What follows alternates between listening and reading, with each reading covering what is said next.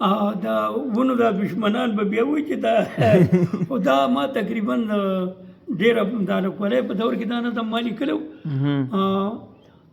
زه په ونه بوټي خفه کېږم، خپل مې نشته، خو په دې قدرتي نظارو خوشحاله یم مینې ما. بالکل بالکل همداسې نو هغه دا نظم و چې دا ونه یو انسان ته خپل اهمیت ښیي. نو دا ونه وایي چې لکه زه یوه ونه یم، ما پرې نه کې ځواني ده زما. زه یوه ونه یم، ما پرې نه کې ځواني ده زما. انسان تا سره سیوا مهرباني ده زما. او په دې ګرمۍ کې په یخ سوري مې خوبونه کوي.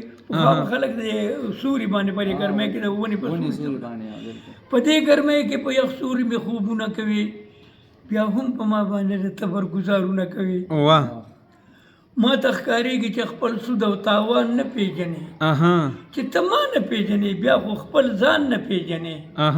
زه د ازل راسې تا سره راغلی یم، تا ته نږدې یم، والله کو درنه لرې یم. کله زمانه لاړې بیش کله کړی جوړوي، کله زمانه ښکلي ورونه تمبړی جوړوي. تا په محل کې میز پالنګ یم، کرسۍ یم زه، تا د واده ښکلي زانګو ښکلي ډولۍ یم زه. تا ماشومان مې په تختۍ باندې خطونه لیکي، په دواړه مخه پې انسې او حسابونه لیکي. تا د اکرم او د راجا بیډونه ما نه جوړ دي، ښه د بجلۍ ښکلي ښایسته بوډونه ما نه جوړ دي.